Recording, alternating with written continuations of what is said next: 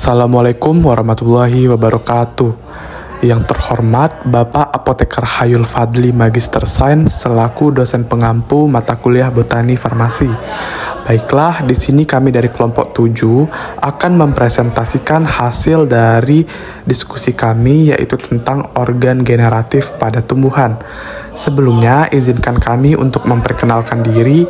Perkenalkan, nama saya Fadil Al-Ghifari dengan NIM 2311120 sebagai moderator dan sebagai penyaji kedua. Perkenalkan, saya Mardia Salsabila dengan NIM 2301126. Perkenalkan, nama saya Medina Eka Faranirmala Dewi dengan NIM 2301127. Perkenalkan, nama saya Sucihani Syafitri dengan NIM 2301143. Baik, di sini kita akan menjelaskan tentang apa sih itu organ generatif. Nah, organ generatif di sini berfungsi untuk perkembangbiakan pada tumbuhan melalui proses perkawinan atau seksual. Bagian-bagian dari organ generatif ini meliputi bagian bunga, buah, dan biji. Baik, di sini kita akan membahas tentang perbedaan perkembangbiakan secara generatif dan vegetatif, yang mana pada generatif memiliki induk dua, dengan maksud memiliki sel kelamin jantan dan sel kelamin betina. Sementara pada vegetatif induknya cuma satu. Nah, pada generatif proses perkembangbiakannya secara perkawinan atau seksual.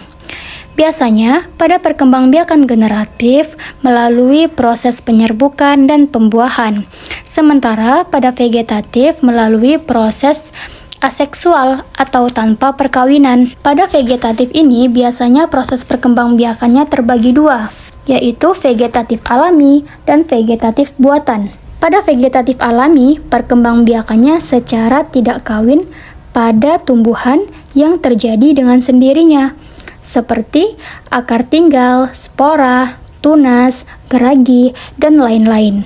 Sementara pada vegetatif buatan, itu biasanya perkembangbiakannya dengan campur tangan manusia, seperti mencangkok, menyetek, mengenten, merunduk, dan lain-lain. Nah, di sini pada generatif melalui dari peleburan sel kelamin jantan dan sel kelamin betina. Pada vegetatif, itu berasal dari bagian tubuh induknya. Pada perkembangbiakan generatif, itu memiliki organ seperti bunga, buah, dan biji. Sementara pada vegetatif, organnya meliputi akar, batang, dan daun. Sifat keturunan generatif dari perpaduan sifat kedua induk. Sementara pada vegetatif, sifat keturunannya sama dengan induknya. Baik, di sini kita akan membahas tentang organ generatif tumbuhan yang pertama, yaitu bunga. Bunga ini adalah organ yang merupakan alat perkembangbiakan seksual pada tumbuhan. Bunga berfungsi membantu proses penyerbukan. Mengapa disebut organ reproduksi? Karena bunga bisa menghasilkan biji yang merupakan bakal tanaman. Nah, di sini kita akan membahas tentang bagian-bagian bunga, yang mana yang pertama ada tangkai bunga. Tangkai bunga di sini berfungsi untuk penopang bunga, juga sebagai penghubung antara bunga dengan ranting. Kemudian dasar bunga. Dasar bunga berfungsi sebagai tempat melekatnya bunga. Kemudian bakal biji. Bakal biji berfungsi sebagai tempat terjadinya pembuahan. Lalu kelopak bunga. Kelopak bunga berfungsi sebagai pelindung organ reproduksi bagian dalam tumbuhan pada saat mahkota bunga sedang kuncup. Kemudian ada benang sari. Benang sari di sini merupakan alat perkembangbiakan jantan, yang mana benang sari terdiri dari kepala sari, tangkai sari, dan serbuk sari. Nah, serbuk sari inilah yang mengandung sel kelamin jantan yang digunakan untuk proses penyerbukan. Lalu, putik. Putik di sini merupakan alat perkembangbiakan betina, yang mana putik terdiri dari kepala putik, tangkai putik, lalu bakal biji. Nah, pada saat proses penyerbukan, serbuk sari dari benang sari ini akan jatuh ke kepala putik. Lalu ada mahkota bunga. Mahkota bunga di sini berfungsi sebagai menarik serangga untuk membantu proses penyerbukan. Biasanya pada mahkota bunga ini berwarna-warni yang berfungsi untuk menarik serangga dan sangat indah jika dipandang oleh manusia. Baik, di sini kita akan membahas tentang berdasarkan kelengkapan penyusun bunga. Yang pertama ada bunga lengkap, yang kedua ada bunga yang tidak lengkap. Bunga lengkap di sini kita contohkan dengan bunga bakung, yang mana pada bunga bakung ini memiliki bagian struktur yang lengkap yang meliputi seperti mahkota bunga, benang sari, putik, kelopak bunga, dan lain-lain. Sementara pada bunga Kamboja ini tidak memiliki salah satu dari bagian bunga lengkap karena pada bunga Kamboja ini tidak memiliki putik. Maka dengan itu bunga Kamboja dikatakan sebagai bunga tidak lengkap. Selanjutnya, berdasarkan kelengkapan alat perkembangbiakan bunga, bunga itu dibagi menjadi dua. Yang pertama itu ada bunga sempurna, yaitu bunga yang memiliki putik dan benang sari pada satu tanaman. Contohnya itu ada bunga matahari, bunga mawar, dan lainnya. Yang kedua itu ada bunga tak sempurna, yaitu bunga yang hanya memiliki putik atau benang sari saja dalam satu tanaman. Contohnya itu ada tanaman salak dan jagung. Nah, selanjutnya itu berdasarkan kelopak bunga. Itu dibagi menjadi dua. Yang pertama itu ada bunga dikotil. Memiliki ciri-ciri bagian bunganya itu berjumlah 4-5 atau kelipatannya. Contohnya ada pada bunga kembang sepatu dan bunga trompet. Yang kedua itu ada bunga monokotil. Biasanya memiliki ciri-ciri bagian bunganya berjumlah 3 atau kelipatannya. Contohnya itu ada pada bunga anggrek dan bunga lili. Yang kedua itu ada buah. Buah adalah organ yang terbentuk dari perkembangan bakal buah setelah terjadi penyerbukan dan pembuahan yang memiliki fungsi untuk menyimpan cadangan makanan, melindungi biji, dan membantu penyebaran biji. Selanjutnya itu adalah struktur buah. Buah itu terdiri dari dua bagian. Yang pertama itu ada perikarp atau yang disebut dengan dinding luar buah. Perikarp ini dibagi menjadi 3. Yang pertama itu adalah eksokarp atau yang bisa disebut lapisan terluar atau kulit yang memiliki fungsi melindungi buah dari kontaminasi mikrobiologis. Yang selanjutnya itu ada mesokarp atau lapisan tengah yang biasanya berdaging, yang fungsinya itu kurang lebih sama dengan eksokarp. Selanjutnya itu ada endokarp, yaitu lapisan terdalam yang memiliki tekstur keras seperti tempurung yang berfungsi untuk melindungi biji. Yang kedua itu ada biji, itu perkembangan lanjut dari bakal biji yang telah dibuahi, berfungsi sebagai alat perkembangbiakan dan dapat menghasilkan tanaman baru. Selanjutnya, kita ke tipe buah berdasarkan struktur bagian bunga yang berkembang menjadi buah. Yang pertama, ada buah sejati. Buah sejati ini perkembangannya berasal dari bakal buah. Contohnya seperti buah mangga dan buah durian. Lalu yang kedua ada buah semu. Buah semu ini perkembangannya berasal dari bakal buah dan bagian bunga lainnya. Contohnya seperti buah stroberi dan buah nangka. Lalu ada tipe buah berdasarkan jumlah bunga dan tipe putik. Yang pertama ada buah tunggal. Buah tunggal ini terbentuk dari satu bunga dengan satu bakal. Contohnya seperti pohon mangga dan buah mangga. Yang kedua ada buah ganda. Buah ganda terbentuk dari satu bunga yang memiliki banyak bakal buah. Contohnya seperti stroberi. Yang terakhir ada buah majemuk. Buah majemuk ini terbentuk dari banyak bunga dan banyak bakal buah. Contohnya seperti buah nangka. Selanjutnya kita membahas biji. Biji adalah bagian organ terbentuk dari perkembangan bakal biji setelah terjadi pembuahan. Biji merupakan embrio atau calon tumbuhan baru dan endosperm atau cadangan makanan.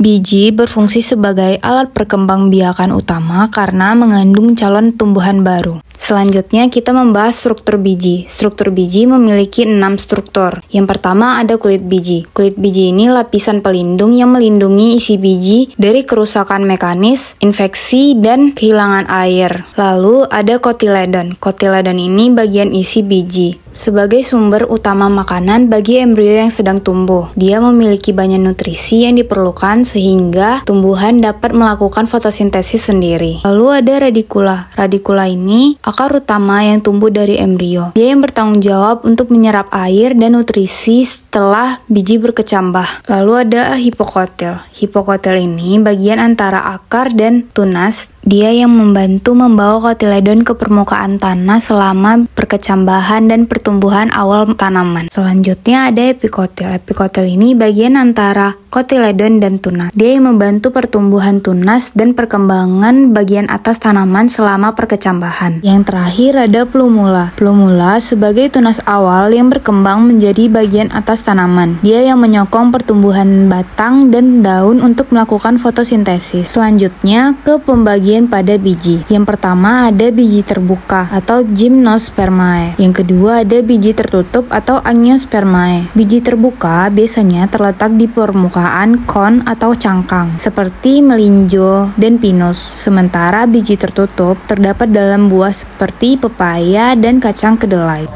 Proses perkembangbiakan tumbuhan secara generatif terbagi menjadi dua, yaitu penyerbukan dan pembuahan. Perkembangbiakan secara generatif pasti dimulai dengan penyerbukan. Penyerbukan adalah proses jatuhnya serbuk sari ke kepala putik. Jika prosesnya berhasil, maka akan menghasilkan serbuk sari. Biasanya terjadi pada tumbuhan berbiji. Kemudian butir-butir serbuk sari akan masuk ke dalam biji. Pada bakal biji akan terjadi proses yang kedua, yaitu proses pembuahan. Pembuahan adalah proses meleburnya sel jantan atau serbuk sari dengan sel betina atau kepala putik. Setelah selesai proses penyerbukan, maka akan menghasilkan bakal buah. Proses perkembangbiakan generatif pada tumbuhan. Yang pertama, terjadi peristiwa penyerbukan, yaitu serbuk sari jatuh ke kepala putik. Yang kedua, terjadi proses pembuahan, yaitu serbuk sari atau sel kelamin jantan melebur dengan sel telur atau sel kelamin betina. Yang ketiga, pembuahan menghasilkan zigot. Yang keempat, zigot tumbuh menjadi embrio atau tunas tumbuhan di dalam biji. Biji tersebut berada di dalam buah. Lalu biji yang ditanam akan tumbuh menjadi tumbuhan baru. Tumbuhan baru akan tumbuh menjadi tumbuhan dewasa. Tumbuhan dewasa berbunga dan menghasilkan biji kembali. Penyerbukan berdasarkan asal serbuk sari. Yang pertama ada penyerbukan sendiri.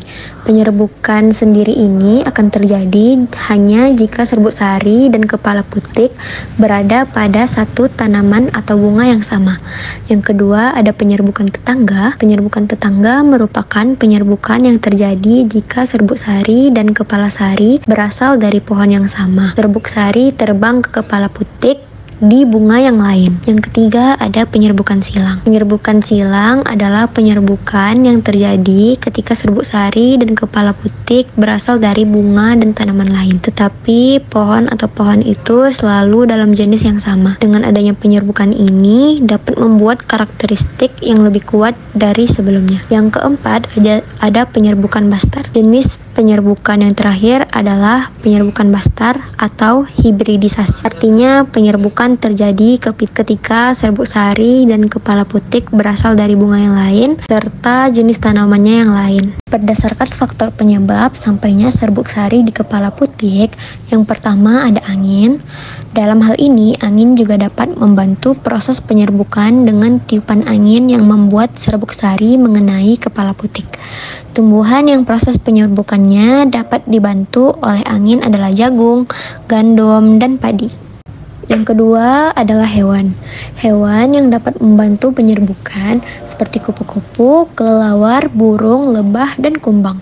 Contoh tumbuhan yang diserbuki oleh hewan antara lain adalah bunga melati, mawar, durian, dan kembang sepatu. Yang ketiga adalah manusia. Manusia juga dapat menjadi faktor dalam penyerbukan perkembangan vegetatif. Tumbuhan yang biasanya harus dibantu proses penyerbukannya oleh manusia adalah pohon salak dan vanili. Yang terakhir adalah air. Air juga dapat membantu dalam proses penyerbukan tumbuhan. Dalam hal ini, yang dapat dibantu oleh air adalah tumbuhan yang berada di dalam air. Tumbuhan tersebut adalah tanaman ganggang maupun hidrilla. Berdasarkan jenis hewan penyerbuknya, maka penyerbukan dibedakan menjadi beberapa jenis. Yang pertama adalah serangga. Bagi tumbuhan, serangga memberikan keuntungan dengan membantu terjadinya penyerbukan, yaitu bertemunya serbuk sari dengan kepala putik dan juga meningkatkan terjadinya penyerbukan silang. Hal ini akan meningkatkan kemungkinan terjadinya pembuahan yang pada akhirnya akan menghasilkan buah dan biji. Yang kedua adalah kelelawar. Kelelawar membantu penyerbukan di beberapa bunga yang tumbuh di daerah tropis dan gurun, seperti Afrika, Asia Tenggara, dan Kepulauan Pasifik. Kelelawar paling suka hinggap di atas bunga yang terbuka pada malam hari, memiliki kelopak besar, pucat, harum, dan mengantung nektar encer. Kelelawar bukan hanya membantu penyerbukan dengan nektar, tetapi juga memakan serangga di bunga. Tanaman yang penyerbukannya paling dibantu oleh kelelawar adalah mangga, pisang, jambu biji, dan agave. Yang ketiga adalah burung. Burung membantu proses penyerbukan tanaman.